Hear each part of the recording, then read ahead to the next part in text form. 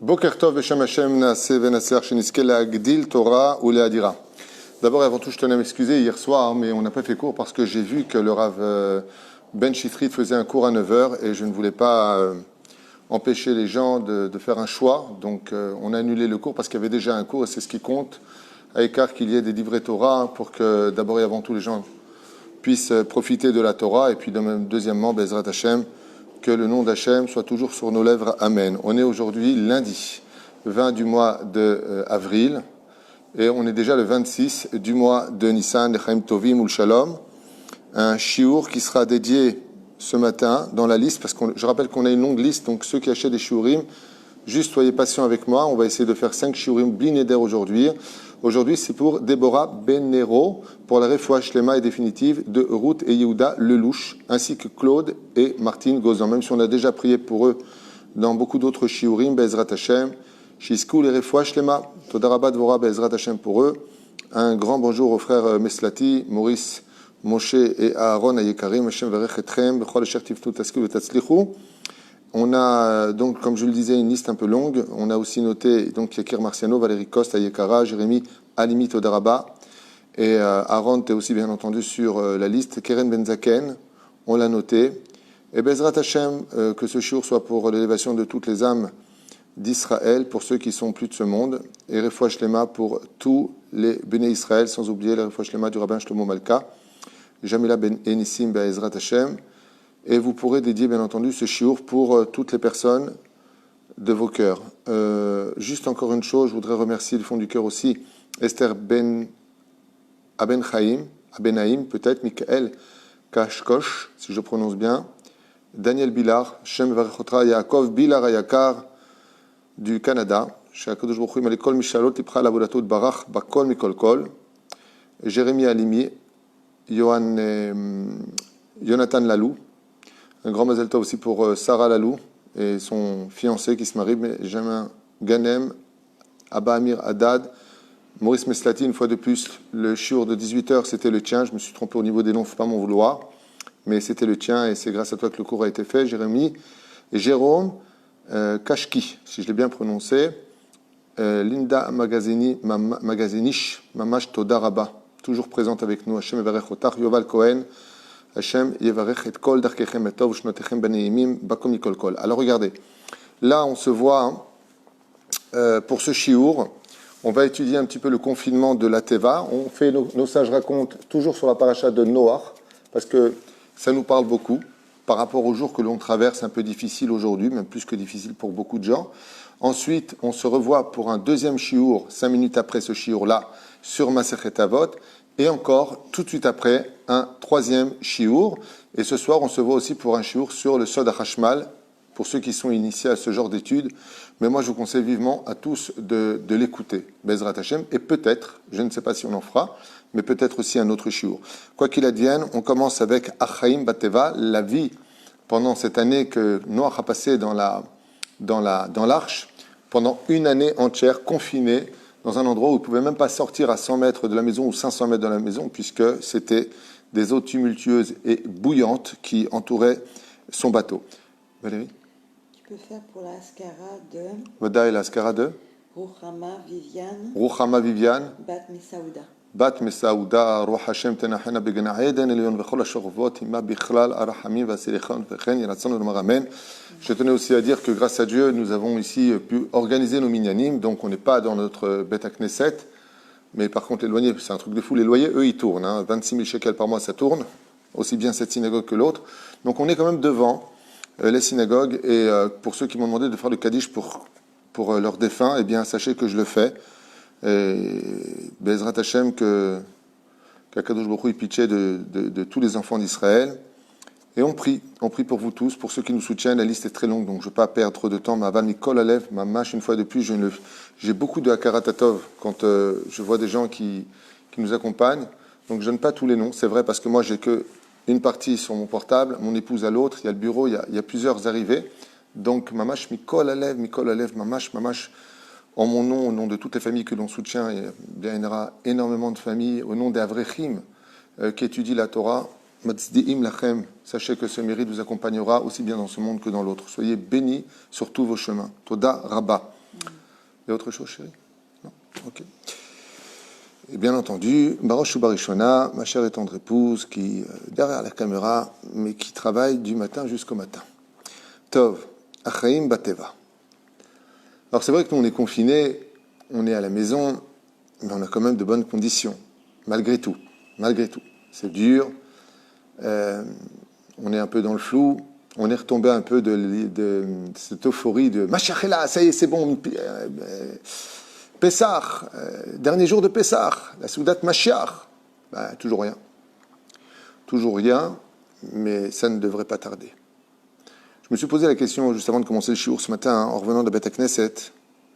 Pourquoi Hachem il est Kodkach, pourquoi Kadosh Baruch Hu il nous fait tellement attendre? Et je me suis rappelé d'un Mahamar de la Gemara qui dit Baolam Hazeh Akol Mida Keneged Mida. Tout est mesure pour mesure. Qu'est-ce qu'on l'a fait attendre Hachem? Dieu nous demande de nous renforcer dans la Torah, dans les mitzvot, en tant que peuple. Il nous demande tellement de choses, et nous, on lui dit, je suis pas prêt, je ressens pas encore, j'en suis pas là. Et j'ai pensé à ça ce matin, je me suis dit, combien tu peux mettre une carotte devant un hamor et lui dire, vas-y, continue à marcher. À un moment, donne la carotte, donne-nous le Mashiach. Et je me suis rendu compte que, nous aussi, on n'a pas été bécédères, et que jusqu'à aujourd'hui, on fait encore beaucoup attendre Hachem. Alors que lui, c'est le roi des rois et que nous, on n'est que des créatures. On est dépendant de lui dans tout. Mais de l'autre côté, Daï les tsarotenu. Il y a énormément de gens qui m'appellent et qui me parlent de leur souffrance. Ça explose dans beaucoup de familles aussi. C'est pas simple. Bezrat Hashem, il va falloir qu'on tienne. Je sais une seule chose, c'est que Dieu ne donne pas d'épreuves à l'homme s'il ne peut pas les surmonter. Et la preuve en est, un des confinements qui a été les plus difficiles de l'histoire juive, à part à Sarah Betevet, où les Juifs étaient donc enfermés dans la ville, c'était justement l'année terrible, horrible et incompréhensible que Noach et toute sa famille ont vécu dans une arche d'alliance. C'est là? On commence? Ma femme me donne le OK, alors on y va. Ketzad itna'alu achaim bateva. Comment s'est passée la vie dans l'arche de Noé? Siper Shem ben Noach l'Eliezer Eved Avraham, Kacher Sheelo, Lachar Shanaim. Donc, il raconte ici, qu'est-ce qu'a raconté Shem? Le témoignage que nous allons avoir dans ce Midrash, c'est le témoignage que Shem a fait aux oreilles de Eliezer, serviteur d'Avraham Avinu. Ketzad itzlachtem l'sapek retzona shel kol bria bria bateva. Comment est-ce que vous avez fait pour pouvoir occuper, nourrir et nettoyer tous les animaux dans un seul unique lieu, la Teva. La Teva veut dire l'arche de Noé. Okay? Alors c'est vrai que déjà ici, il y a un énorme, mais énorme, une énorme différence entre l'arche de Noé et ce que l'on vit. Pourquoi? Parce que dans l'arche de Noé, on ne s'ennuyait pas une seule seconde. Rien que de nourrir tous les animaux, de nettoyer les excréments, de les laver, de s'occuper de nos familles. Il y avait de quoi faire. Et puis en plus de ça, il y avait le père, la mère, les enfants, leurs femmes. Donc on était en famille. Ici, on n'est pas en famille. Première différence. Deuxièmement, on n'est pas tellement occupé à la maison. Et ça, c'est un très gros problème. Parce que quand les gens ne sont pas occupés, les Chachamim nous mettent en garde. Tout celui qui n'occupe pas son temps finit par fauter automatiquement. Dès qu'il y a un moment de libre dans la vie, celui qui court pour remplir ce moment-là, eh bien, c'est l'Yetzerara. Lui, il court et il emmène l'homme vers des choses interdites à regarder. Il s'oublie dans tellement de choses. Et de qui plus est, comme il est très inquiet pour sa parnassa, pour son avenir, et on ne sait pas où on va, eh bien, il a intérêt à occuper encore plus son esprit. Donc la meilleure des choses, c'est d'étudier encore plus la Torah, d'écouter encore plus de shiurim. Mais vous allez me dire, pas tout le monde peut faire ça toute la journée. Vous avez raison. Ce n'est pas simple. Mais en tout cas, mieux vaut jouer à des jeux que de s'occuper à regarder des choses inappropriées. Et Shivlo Shem, Tsar Gadol Ayalanu. Il faut savoir, il lui a dit Shem, qu'on a souffert le martyre à l'intérieur de la Teva. Bemesher Shnaim Asar Chodche Amaboul. Pendant les 12 mois où l'eau ne cessait de tomber, 12 mois, 40 jours, 40 nuits, pardon. Pendant cette année où il y avait l'eau qui couvrait toute la terre, Briya Shedarka Ayale Echol Bayam. Et il fallait constamment. Alors c'est vrai que c'est bien d'être occupé, mais c'est bien d'être occupé quand tu choisis de l'être. Mais quand c'est le devoir qui t'appelle, pourquoi? Parce qu'il dit ici, car les animaux ne mangeaient pas du tout à la même heure. Les animaux avaient leurs exigences et on devait veiller à ce qu'ils vivent parce qu'il n'y avait qu'un seul couple. de chaque animal impur et 7 coupes des purs. Donc on devait veiller à ce qu'ils ne se battent pas les uns les autres. Et de qui plus est, ils n'étaient plus dans leur environnement naturel, ce qui fait qu'ils étaient en prison, eux-mêmes étaient confinés dans des mesures très très limitées, alors que ce sont des animaux qui avaient l'habitude de parcourir des dizaines de kilomètres par jour. Et là, ils étaient très nerveux. Donc il raconte, Shem, à Eliezer, à propos de ce qui s'est passé, que ça a été extrêmement dur à gérer et qu'ils ont dû être psychologues pour les animaux. Et quand on avait fini avec ceux de la journée, il fallait aussi s'occuper de ceux de la nuit. Et on ne dormait pas. Et combien on voulait dormir, les hurlements, les aboiements, toute la terre était à l'intérieur, tout le monde animalier était à l'intérieur. Le vacarme était tellement important que je ne sais pas si vous pouvez comprendre de quel Gehinam on parle. Non seulement tu n'avais pas une seule seconde pour te reposer, le bruit était insupportable à l'intérieur. Insupportable à l'intérieur. Pour nourrir toute cette quantité d'animaux, tu ne pouvais pas perdre une seule unique seconde. Il fallait calmer les animaux. Un truc de fou. Vaïta ben kol abriot, zikit ktana, velo yada avinu ezema achal leachila, beitztaer. Il y avait un animal là-bas comme une espèce de zikit. Zikit, je ne sais pas exactement, je ne me rappelle plus exactement c'est quoi. J'avais étudié ça il y a longtemps. Zikit, je crois que ça ressemble, c'est un volatile. Yom echad yashav avinu ulfilah harimon, lefeta nafal letoch harimon, vetolat ktana. Miyad kafza zikit.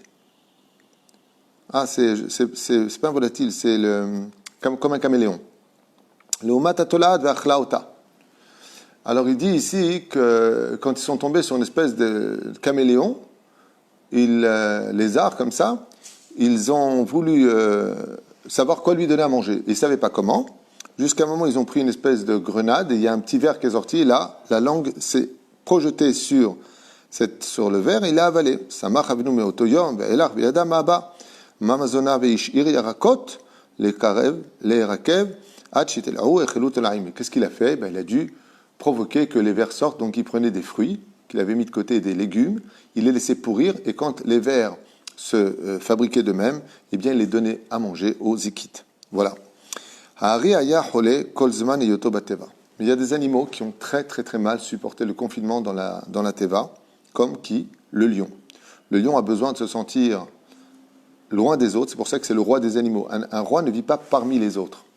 Il est retiré et on vient le voir.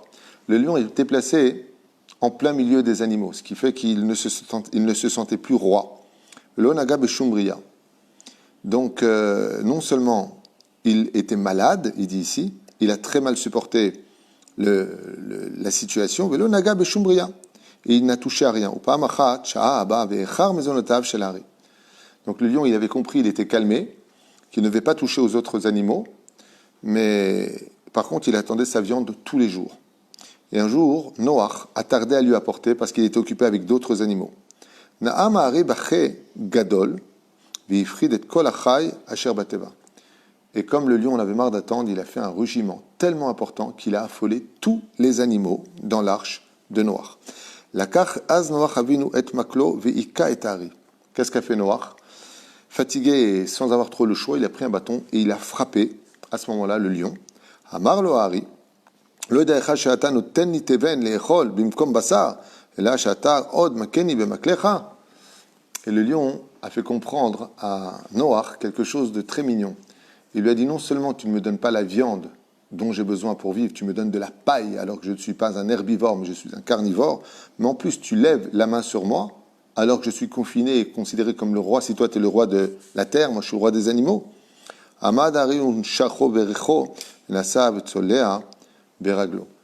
le lion, pour répondre à Noach, s'est jeté sur lui et lui a mordu la jambe, qui a provoqué que Noé a boité jusqu'à la fin de sa vie, soit 950 ans. Noach a boité à cause de la morsure du lion. On va arriver à une moralité après tout ça. D'abord, c'est intéressant de comprendre notre historique, l'histoire de l'humanité, comment ça s'est passé.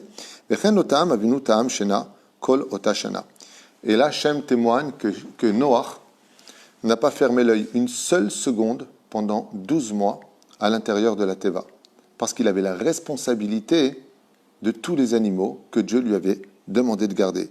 Lohu velobanav.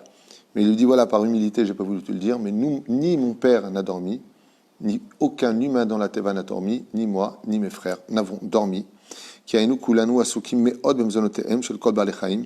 Car les 24 heures étaient amplement remplies par le fait de nourrir chaque animal, de veiller à ce qu'ils ne se battent pas, de veiller à les calmer, de veiller et de veiller. Il fallait débarrasser en même temps tout ce qu'il faisait. Donc il fallait donner chaque animal avec, chercher dans les marsanim, comment on dit marsan? Les dépôts. Les dépôts. Chaque animal, Seorim, la Hamorim. Et il y avait un grand miracle. Lequel? Ça ne finissait pas. Ils ont quand même eu un miracle extraordinaire. Si vous posez la question, mais comment ils pouvaient avoir à manger pour tous les animaux de la terre, à l'intérieur d'un endroit, pour 12 mois? Réponse, eh bien, le chesed qu'ils faisaient, écoutez bien, par contre, c'est un Moussar Eskel qui est très important parce que je voulais poser la question à la fin, mais je vais le dire dès maintenant, c'est que quelque part, si quelqu'un pas initié à l'étude de la Torah, il lit ce genre de choses, franchement, on a envie de dire, j'en ai rien à faire de tes histoires-là. Franchement, ça me saoule, quoi. Quel intérêt de savoir tout ça? L'intérêt de savoir tout ça, il nous concerne en 2020. Il y a deux choses à retenir. C'est que quand ça ne va pas, qu'est-ce qui peut faire que ça aille? Faire du chesed. C'est ce qu'on apprend de Noir. Pourquoi Dieu il a mis dans cette situation? Qu'est-ce que Dieu il a à gagner à tout ça? Il a qu'à faire un miracle, et puis les animaux se pétrifient pendant à peu près 12 mois, ils sortent comme s'ils étaient congelés, j'en sais rien moi. Et puis ils n'ont pas faim. Il fait le miracle qu'ils n'aient pas faim. Puis Nigmar c'est pour. Pourquoi Dieu il a laissé une situation pourrir? Réponse, pour donner du mérite à l'humanité.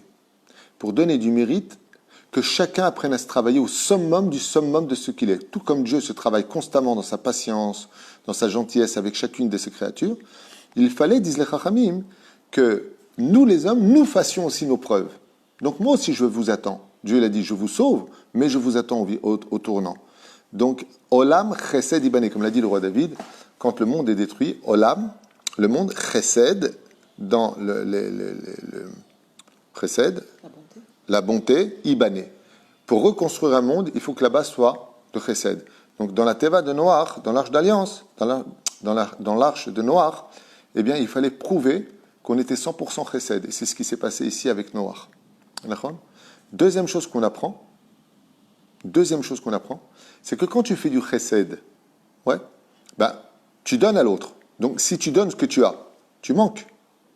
Viens ici, les Chachamim, il dit pas du tout. Comme il faisait du chesed, il donnait en abondance aux animaux. Quand il retournait chercher du foin, il y avait la même quantité. Ça veut dire que le chesed nous a appris dans la Teva de Noach que le fait de faire du bien aux autres, de retirer de soi pour donner à l'autre, faisait en sorte que tu aies toujours de quoi donner à l'autre.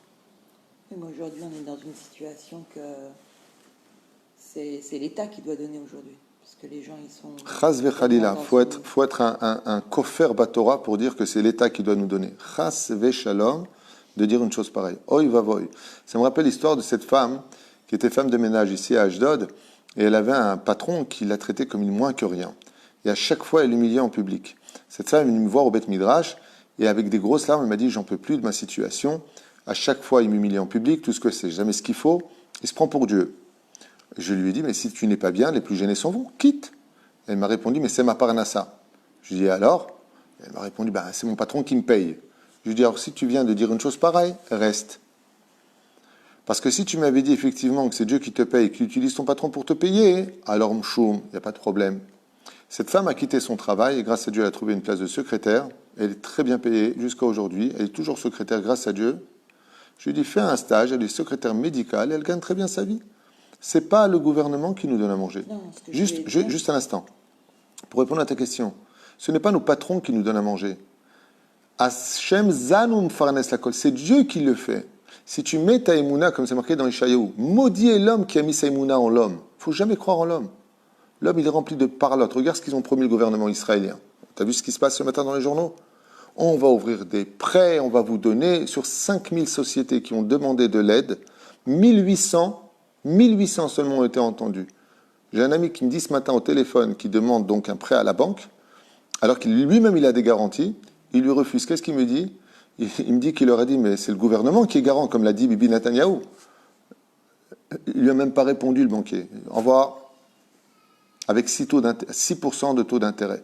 Donc il faudrait peut-être, faut comprendre que la Mishnah nous dit, la Gemara pardon nous dit, En lanu leishen elushu bashamayim. Il n'y a que Alors sur justement, alors est-ce que dans l'épreuve qu'on vit aujourd'hui, est-ce que l'État n'a pas aussi cette épreuve de faire le chesed, c'est-à-dire de vider les caisses pour aider les gens, pas qu'on compte sur eux? Encore une fois, d'abord et avant tout, je comprends ce que tu dis, d'abord et avant tout, on n'est pas à la place de l'État. On ne connaît pas les vrais chiffres. Il faut savoir qu'une chose, on vit dans un monde de menteurs.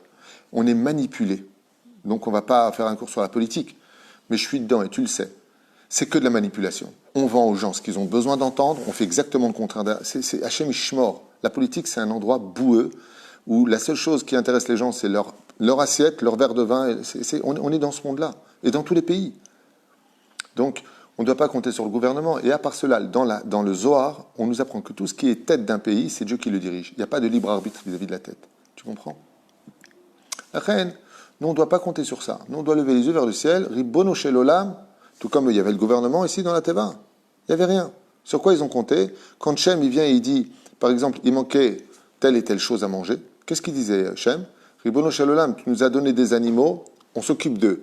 Il ne faut pas qu'on dort, on ne dort pas. On a fait notre ishtadlout. On a envoyé nos CV dans les temps modernes. On a fait ce qu'on avait à faire. Une fois que c'est fait, tu lèves les yeux vers le ciel. Quand Narsha ben Aminadav, il est rentré dans l'eau, qu'est-ce qu'il a fait? Il est rentré jusqu'où? Il ne pouvait plus respirer. Qu'est-ce qu'il a fait? Il avait de l'eau jusque-là. Ad Marnafesh, ça s'appelle. D'accord? Donc là, tu ne peux plus respirer.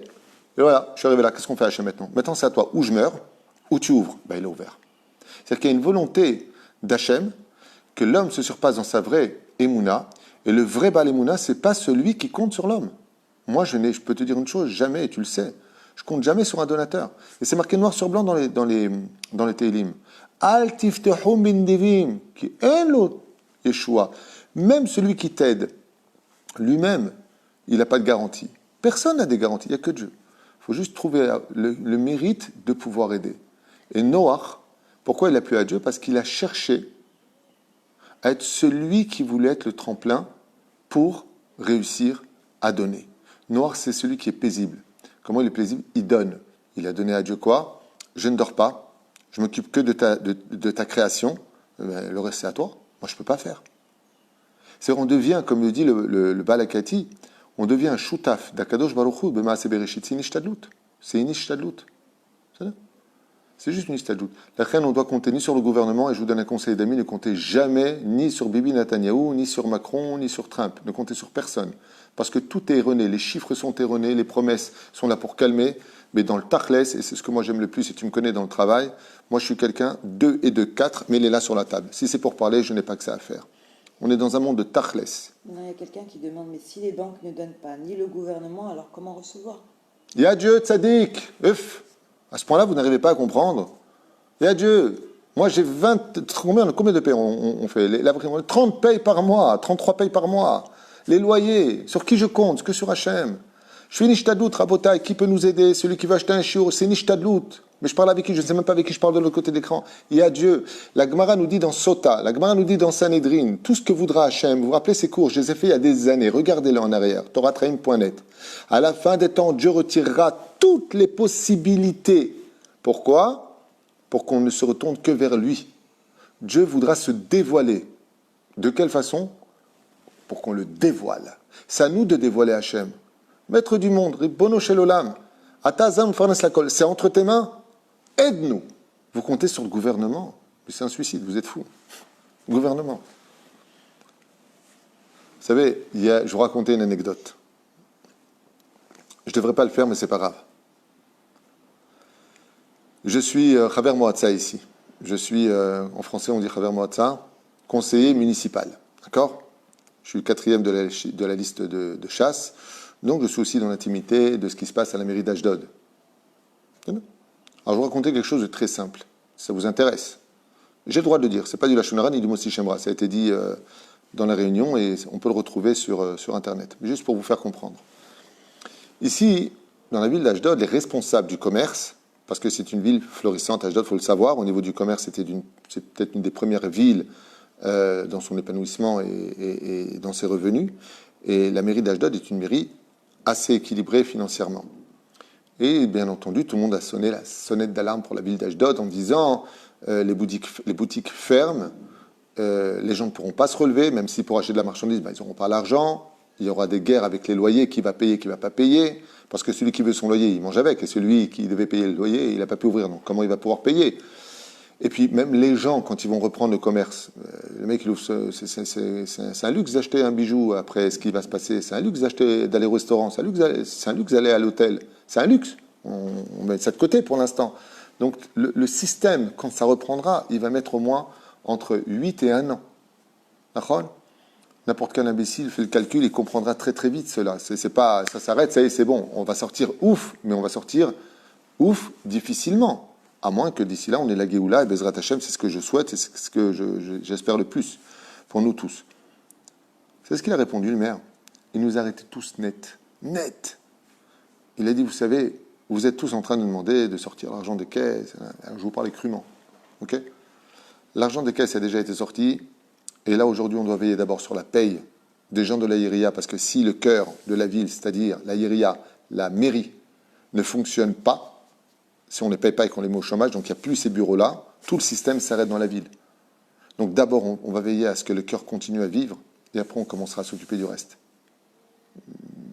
C'est critiquable ou pas, il a raison. Si tu bloques le cerveau, tu deviens une plante au niveau du corps. C'est ce qui se passe, on en est là. Le gouvernement aujourd'hui, il est dans une impasse, il n'y a pas de gouvernement. Gantz n'a pas signé avec Bibi Netanyahu pour l'instant, on ne sait pas où on va, mais en tout cas, on va vers une 4e élection. Au niveau financier, combien ils peuvent sortir et combien ils vont sortir, ce sera très loin d'être suffisant pour ce qui se passe au sein des sociétés israéliennes. Il n'y a pas que les Français. Et pour tous ceux qui sont français et qui ont des bureaux, la situation, elle est comment? D'abord, on est fermé.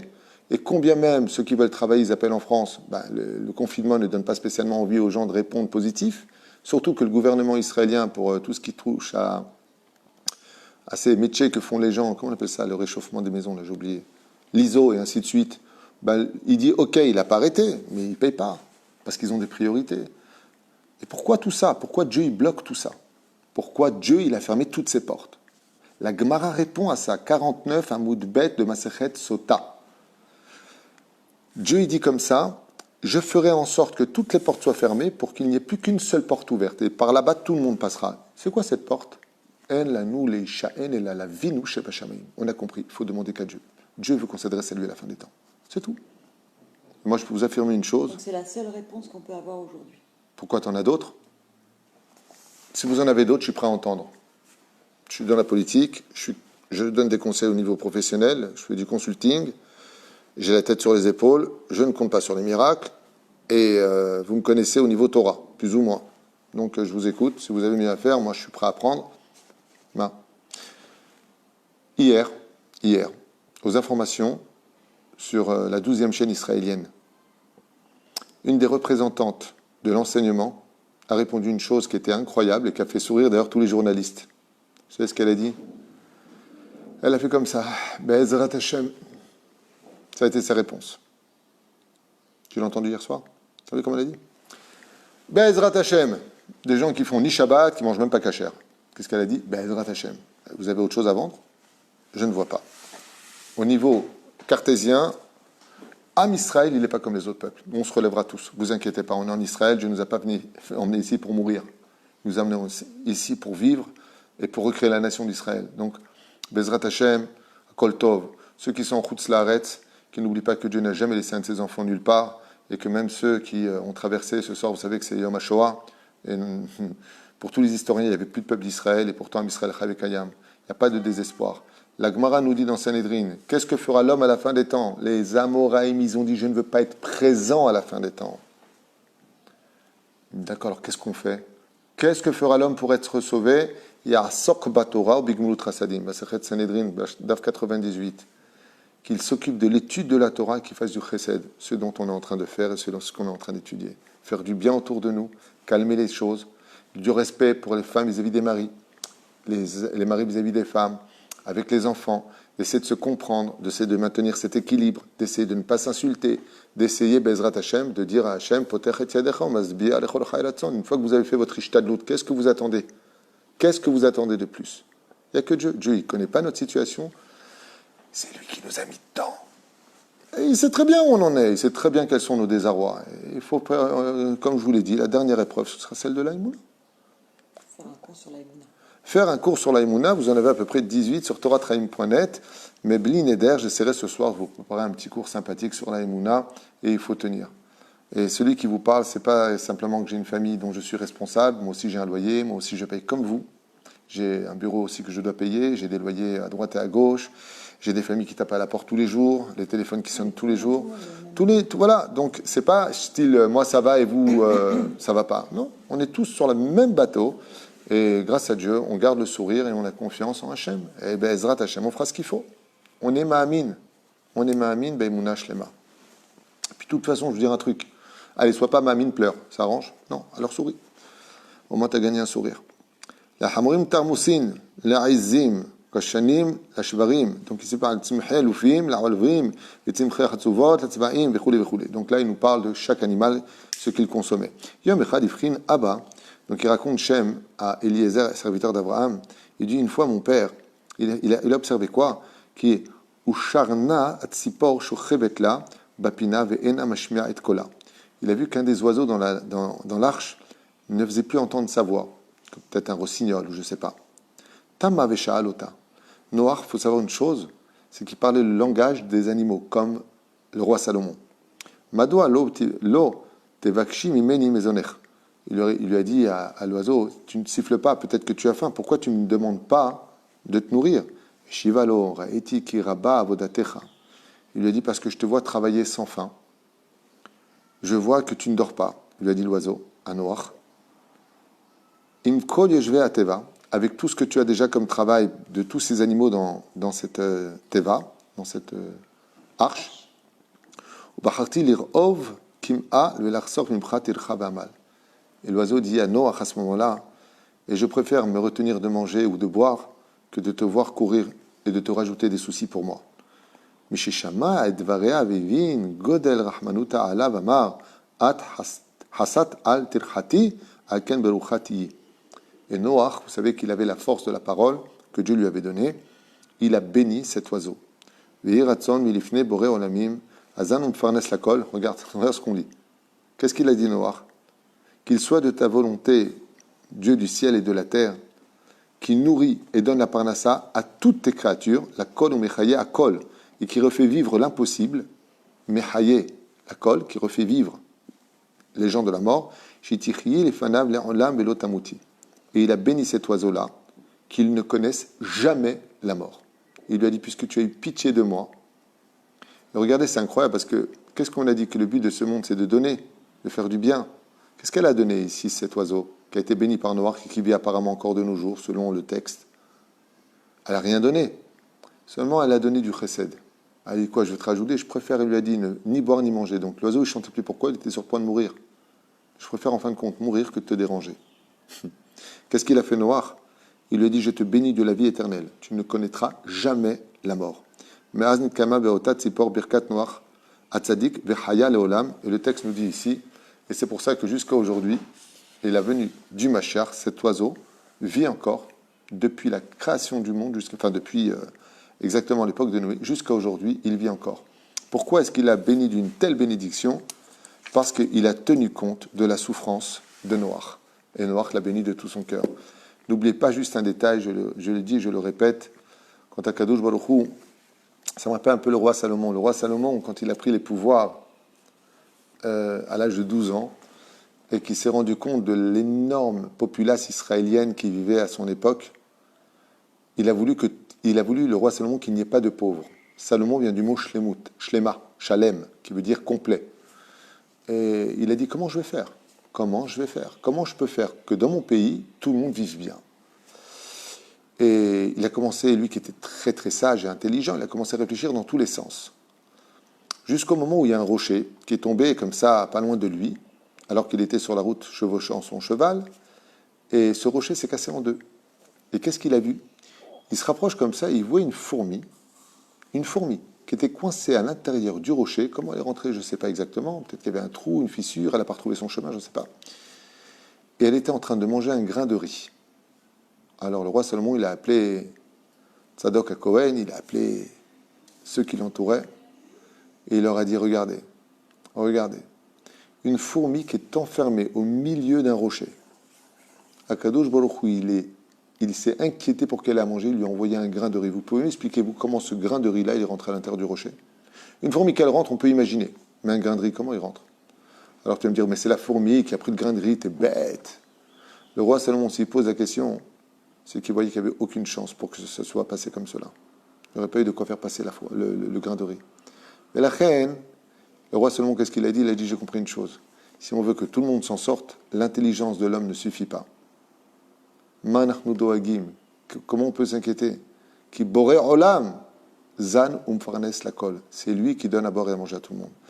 Là où c'est un petit peu inquiétant par rapport à notre génération, c'est que comme on l'a lu et on l'a relu dans Chesed d'Abraham et dans d'autres livres, même vis-à-vis des prophètes, c'est qu'à la fin des temps, comme on n'aurait éventuellement pas fait ce qu'il aurait fallu faire, il y a marqué que Dieu, au lieu de prendre nos vies, prendra notre argent. Donc il y a une volonté. C'est pourquoi? Parce que le pauvre est considéré comme mort. Donc il y a une volonté quelque part que le peuple d'Israël arrive à une situation de comment on va faire. Mais pourquoi? Pour qu'il s'adresse à lui. Ça veut dire que tant qu'on ne s'adresse pas à Dieu de tout son cœur en disant Hachem, maintenant il faut vraiment que tu nous sauves, eh bien, c'est ce qui amènera peut-être la Géoula. Vous savez, ça me rappelle une très très belle situation qu'on a tous vécue. Vous avez tous eu des enfants, là. Quand on dort la nuit et que le bébé il pleure, vous avez remarqué qu'on se lève. Il n'y a pas de « je suis fatigué ». Pour aller chercher un verre d'eau à sa femme ou à son mari, on est fatigué. Quelqu'un sonne à la porte, on n'a pas envie d'aller ouvrir. Oh, il reviendra, je m'en fous, je suis fatigué. Même quand il y a les sirènes qui sonnent, pas tout le monde se lève. D'accord? Mais quand un bébé il pleure, tout le monde se lève. Pourquoi? Parce que Rachamim, ils disent que Dieu il a fait en sorte que quand le bébé il pleure, ça vienne d'une telle insistance intérieure, d'une telle sincérité son cri, qu'on sait qu'il faut vraiment se lever. Et qu'est-ce qu'on dit? Mais qu'est-ce qu'il a? Ou il a mal aux dents, ou il a fait sur lui, ou il a faim, ou il n'a pas fait son rot, ou je ne sais pas qui, pas quoi. Le cri du bébé a été programmé par le Créateur du monde de telle façon à ce que ce soit obligé que ça nous bouge. Ça va obligatoirement bouger une réaction chez nous. Pourquoi? Parce que son cri il est tellement sincère et c'est un vrai SOS. Donc on se lève pour lui. Ce qui n'est pas le cas du mec qui va taper à la porte, ce qui n'est pas le cas d'une bombe qui peut-être viendra ou viendra pas, c'est comme ça que pensent les gens, ou qui va être arrêté par Kippat Barzel avec l'aide d'Hachem. Mais la reine, on a un peu de mal à bouger, ouais, ça va. Moi j'ai même vu pendant les sirènes des femmes fumer dehors et rester dehors.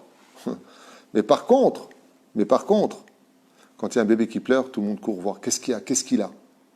C'est un bébé, il ne peut pas s'exprimer. Alors il parle avec son cœur.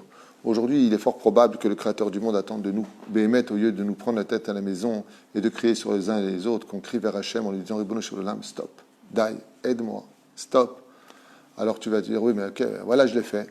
Combien on a pris sur nous? Les Kama Asinu. Alors je finirai juste avec une phrase. Il y a pas mal de gens qui m'ont écrit sur mon portable et ils m'ont dit voilà, moi j'ai pris sur moi le Kissou, j'ai pris sur moi Shabbat, mais il n'est toujours pas là. C'est-à-dire, encore une fois, tu sais combien il y en a qui n'ont pas de Kissou, et combien il y en a qui n'ont pas fait Shabbat, et combien il y en a qui continuent à insulter leurs femmes, et combien il y en a qui continuent à se maudire les uns les autres, et combien il y en a qui continuent à arnaquer les uns et les autres. Vous savez combien il y en a aussi? On est un peuple. On ne peut pas passer un corps de l'autre côté en laissant une jambe de l'autre côté. Il faut que tout le corps il passe de l'autre côté. Mais la reine, si aujourd'hui le Mashiach il tarde à venir, c'est pour les retardataires qui tardent aussi à venir vers la Torah. Shiniske Kulan ou les Geoula Shlema Pratit Veklalit, on se revoit dans 5 minutes pour Pirkei Avot. Toda.